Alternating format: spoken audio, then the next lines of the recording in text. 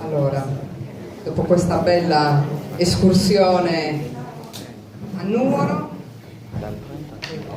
adesso presentiamo invece le foglie d'abbigliamento che arrivano da Gesturi.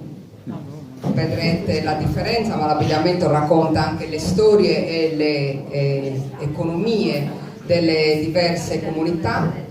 A parlarci di Gesturi sarà Francesco Mura, che nel 2013 ha fondato l'associazione Nostra Senora de Itri, e Francesco ha fondato questa associazione culturale dopo aver avviato un lavoro di ricostruzione dell'abbigliamento tradizionale del suo paese. Ha lavorato e ha realizzato questa ricostruzione, dopodiché ha voluto fondare l'associazione proprio per dare visibilità a questo lavoro. La ricostruzione dell'abbigliamento di Gesturi, come abbiamo detto anche per le altre comunità, è basato su documenti d'archivio, su alcune lettere interessanti che non so se Francesco ce ne parlerà, ma penso di sì, il Casalis e logicamente anche attraverso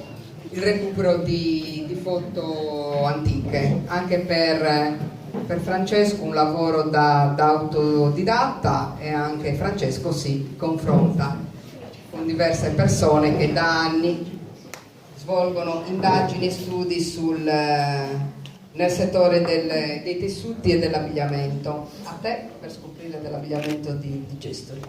Grazie, buonasera a tutti. Io, al contrario purtroppo di chi mi ha preceduto in questa interessante disamine sull'abbigliamento tradizionale dei vari paesi, al contrario di Matteo, di Marcello e di Oscar, non ho trovato granché di originale a Gesturi. Purtroppo i pezzi originali sono andati perduti, quindi il lavoro è stato doppiamente difficile, perché è stato un lavoro che comunque anche loro hanno dovuto fare, non è che hanno trovato la pappa pronta, anzi molto spesso è più complicato rimettere a posto il disordinato che riniziare da capo. Io ho dovuto fare entrambi, perché a questa mancanza di abbigliamenti originali si è aggiunta l'invenzione negli anni 70, come purtroppo in tantissimi paesi della Sardegna, di costumi che non avevano nulla a che fare con la tradizione del nostro paese. Quindi tutto è nato sicuramente dalla passione, già da quando ero ragazzo. Poi con la conoscenza di Ignazio, diciamo che questa passione ha avuto un indirizzo esatto, perché la conoscenza poi porta alla passione, la passione, la conoscenza è un circolo vizioso che porta sempre, si spera, a buoni frutti. La ricerca quindi è nata da quello che avevo attorno, dalle poche cose, come dicevo, che per fortuna erano a casa di mia nonna e che io ho requisito. Un mucador in mano, un grembiule, poi altri pezzi in tutto il paese, ma sono fazzoletti, fotografie. Come pezzi originali, come vi dicevo, non c'era granché. Quindi grazie a queste fotografie, grazie alle testimonianze delle persone anziane, si è riusciti ad arrivare a un punto d'arrivo e anche a un punto di partenza. Qua vediamo Anna Rita che indossa la ricostruzione di un abito. Fai un passo avanti, anzi tu, è così ti prendono tutti. La ricostruzione di un abito databile attorno alla prima metà dell'Ottocento. Come siamo arrivati a questa ricostruzione? Ecco, questa è una lettera del parroco di Gesturi che il 16 marzo 1847 viene appunto spedita da Gesturi a un negoziante di Cagliari che vendeva dei tessuti, negoziante che ha praticamente vestito la Sardegna. E un giorno con Ignazio stavamo leggendo varie lettere e a un certo punto mi fa: c'è una lettera di Gesturi. Io credevo che mi stesse prendendo per i fondelli, per non usare altre parole, e l'ho mandato gentilmente a quel paese. Invece poi, quando mi ha mostrato la lettera, non si può dire neanche qua quello che ho detto, però sono stato molto felice. E tra queste lettere appunto c'era questa qua che potete vedere tutti, e nella seconda parte scrive Giovanni Stefano Masala, rettore di Gesturi, che è stato parroco a Gesturi dal 1810 al 1850. La prego anche di trasmettermi con lo stesso mandatario Cocco palmi 3,5 di panno verde oscurato e non chiaro, del valore ordinario di 4 reali e mezzo, sino a mezzo scudo il palmo, della migliore qualità. Ho fatto il calcolo, erano quasi 100 euro al metro, perché un palmo come un palmo cagliaritano sono 26 centimetri, quindi era comunque quasi 100 euro a metro. Serve per un giubbone ad una ragazza, operando tanto nelle tele descritte quanto nel panno, un ribasso nel prezzo accentuato, e qua chiede comunque uno sconto su Spredisi. Quindi lui ordina del panno verde, del quale annette un campione, e questo è il campione del panno che ordina il parroco di Gesturi. È stata una ricerca, però alla fine siamo arrivati a trovare il panno che ha permesso la ricostruzione di questo gippone che oggi Anna Rita indossa. E questo per quanto riguarda sui gipponi. Poi possiamo andare avanti. Queste sono sempre comunque altre lettere nel quale lui ordina stoffe per delle gonne, e poi si doveva fare materassi. Comunque lui sono parecchie queste lettere e sono interessantissime per la ricostruzione non solo dell'abbigliamento ma anche della storia e dell'economia di Gesturi dal 1800, negli anni 40 dell'Ottocento. Torniamo al costume. Ecco, mamma la legge. Questa signora che è morta negli anni 40 del Novecento indossa ancora una gonna di panno e un grembiule arcaico.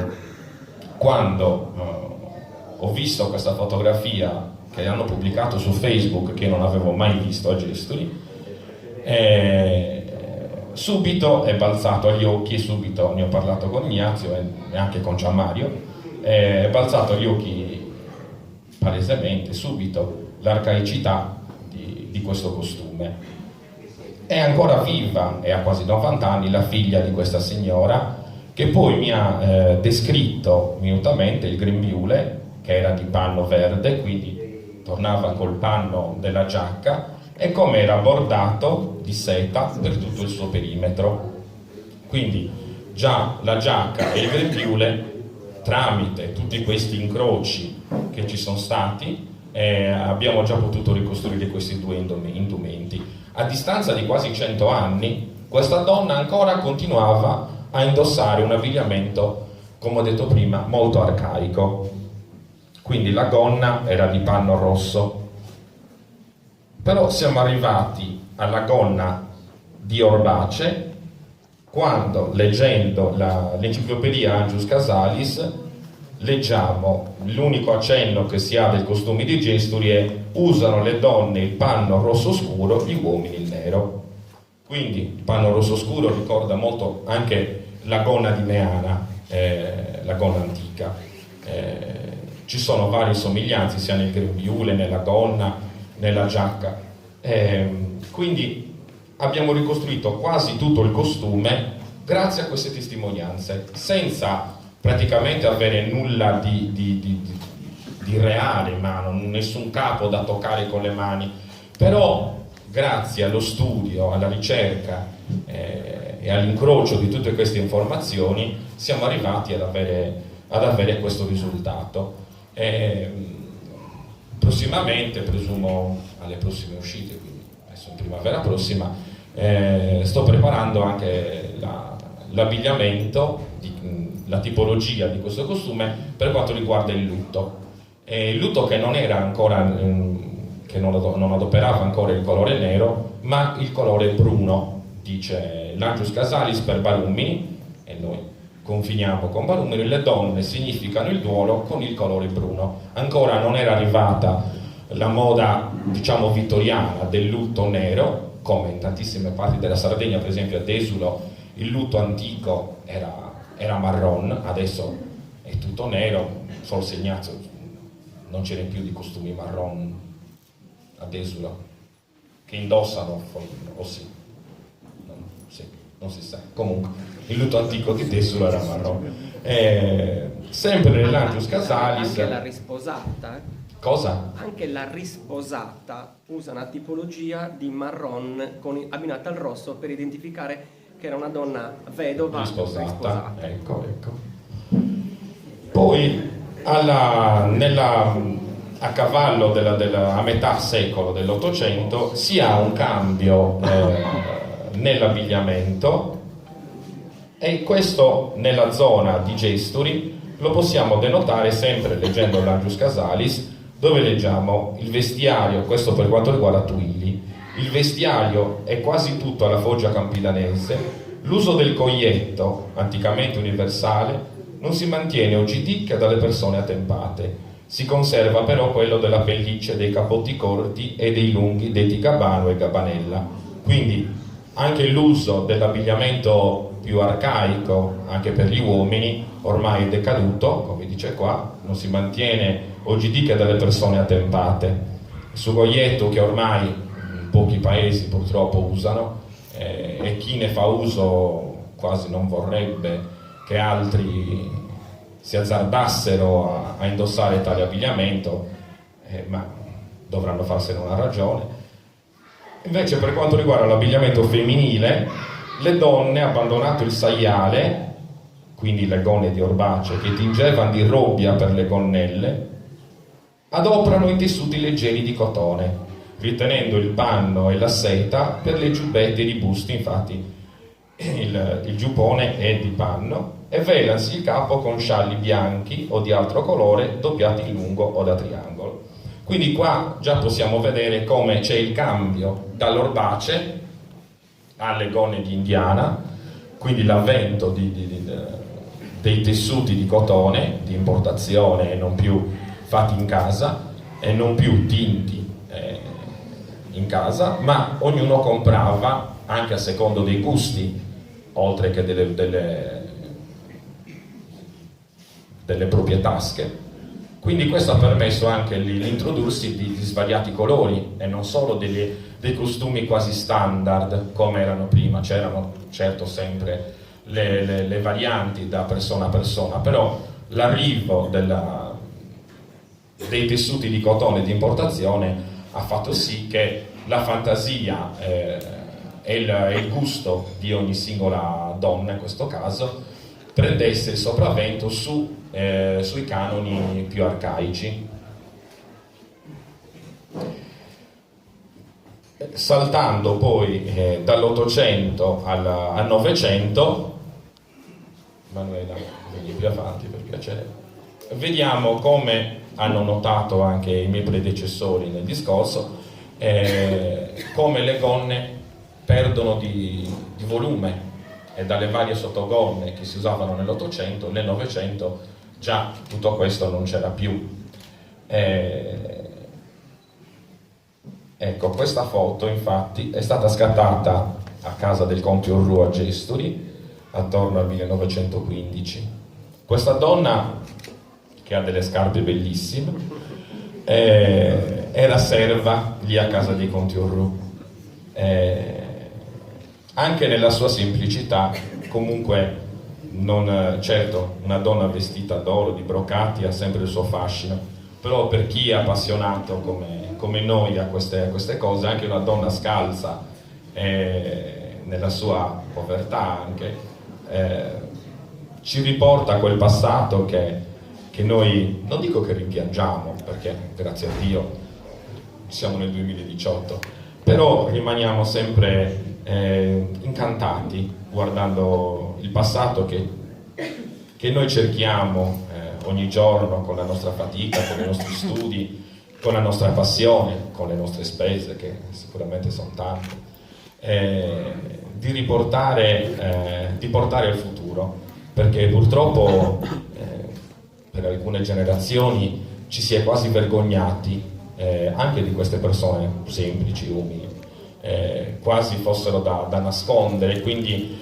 si è anche esagerato. Vedo per esempio a gesto di questi costumi inventati con le balze di brocato, zivurridi,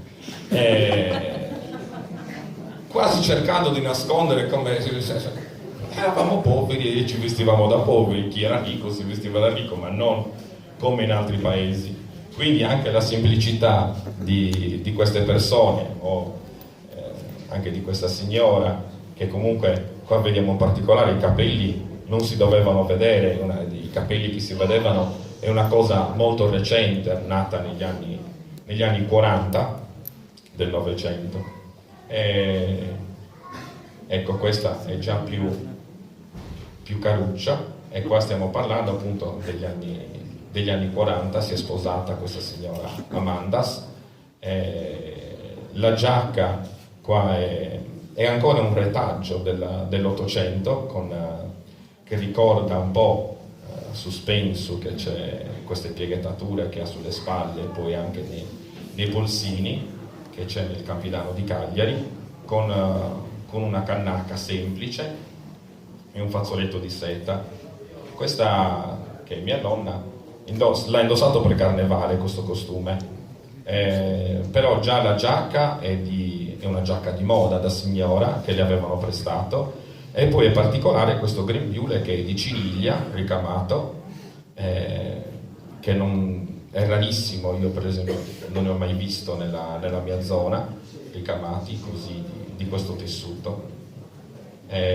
Anche questo è stato indossato per carnevale, perché adesso purtroppo non c'è più niente, come ho detto prima, però magari 30-40 anni fa, prima che arrivasse l'oblio di tutto quello che era passato, venivano ancora conservati dei capi originali che purtroppo adesso sono completamente spariti. Ecco, questa è una delle poche gonne che c'è, che però la tengono come reliquia, quasi se avessero un tabernacolo l'avrebbero chiusa nel tabernacolo, perché altrimenti la copiano le persone, possono copiare una gonna di abbordao, è una cosa grave. Come Marcello prima, che ha detto che non si può vedere la fotografia intera, guai, altrimenti. Cosa dire? Io ringrazio Oscar dell'invito, e spero che questi eventi si facciano sempre più frequenti, non solo tra di noi ma anche in tutta la Sardegna, che permettano alle persone che non sono proprio addentro a questo ambiente di poter conoscere quale sia l'importanza di studiare il nostro passato per lasciare qualcosa a chi verrà dopo di noi. Grazie.